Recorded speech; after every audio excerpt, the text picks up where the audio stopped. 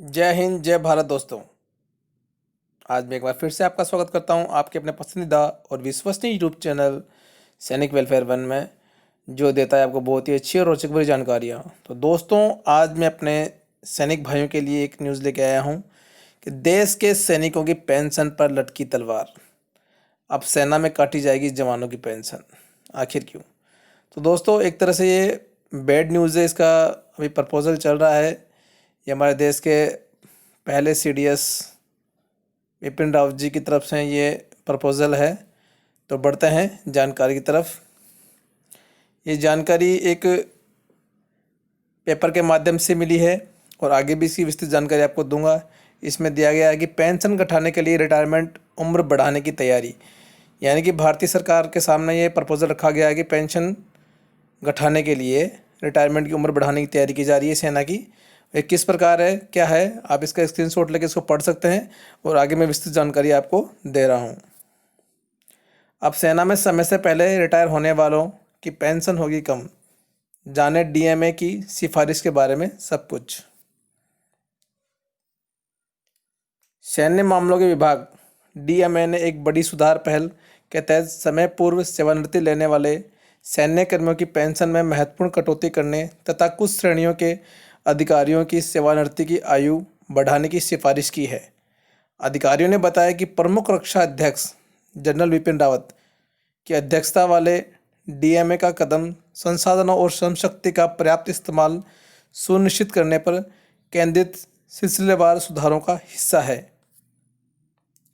जाने नए प्रस्ताव में क्या है। नए प्रस्ताव के अनुसार सेना में कर्नल, ब्रिगेडियर और मेजर जनरल तथा नौसेना और वायुसेना में उनके समकक्षों के सेवानिवृत्त होने की आयु क्रमशः 57, 58 और 59 वर्ष होगी। अभी यह आयु सीमा क्रमशः 54, 56 और 58 वर्ष है। लेफ्टिनेंट जनरल और उनसे ऊपर के अधिकारियों के मामलों में कोई बदलाव नहीं किया गया है।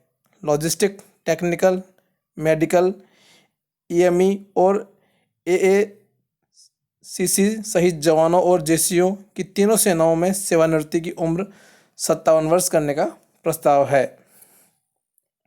पेंशन को लेकर क्या है प्रस्ताव। नए प्रस्ताव में पेंशन को सेवा की अवधि से जोड़ने की बात कही गई है।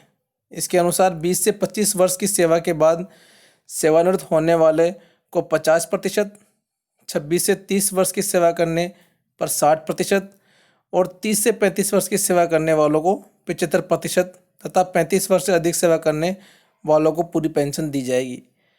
पेंशन में कमी के बारे में यह तर्क दिया गया है कि कई बार पद रिक्त होने और कुछ सेवा शर्तों के चलते बड़ी संख्या में जवान तथा अधिकारी सेवानिवृत्त हो जाते हैं। इन्हें कई क्षेत्रों में कौशल का विशेष प्रशिक्षण दिया जाता है और यदि ये प्रशिक्षित लोग समय से पहले सेवानिवृत्त हो जाते हैं तो सशस्त्र सेनाओं के लिए नुकसान है। इसे देखते हुए पेंशन की समीक्षा करने का निर्णय लिया जा रहा है। युद्ध में मारे जाने वालों की पेंशन में किसी तरह का बदलाव का प्रस्ताव नहीं है। यानी कि दोस्तों, इसके अंदर जितने भी टेक्निकल और ऑर्डिनेंस और एएससी, एएमसी के जो डिपार्टमेंट है, इनको लेकर ही ये तर्क दिया जा रहा है। इसमें इन्फेंट्री सोल्जर के बारे में कुछ भी नहीं बताया गया है, क्योंकि इन्फेंट्री भारतीय सेना का एक बहुत ही महत्वपूर्ण अंग होता है। इसमें यंग सोल्जर ही होना अति आवश्यक है, क्योंकि यंग सोल्जर ही इसमें काम करते हैं और यंग सोल्जर जब 30 से 35 वर्ष की आयु क्रॉस कर जाते हैं तो उन्हें सेवानिवृत्ति दी जाती है। और ये महत्वपूर्ण है कि भारतीय इन्फेंट्री के अंदर, भारतीय पैदल सेना के अंदर यंग सोल्जर ही लिए जाए, क्योंकि ऊंची ऊंची पहाड़ियों पर चढ़ना, गोला बारूद के साथ में उनको काम करना, इसके लिए यंग सोल्जर का होना ही बहुत आवश्यक है।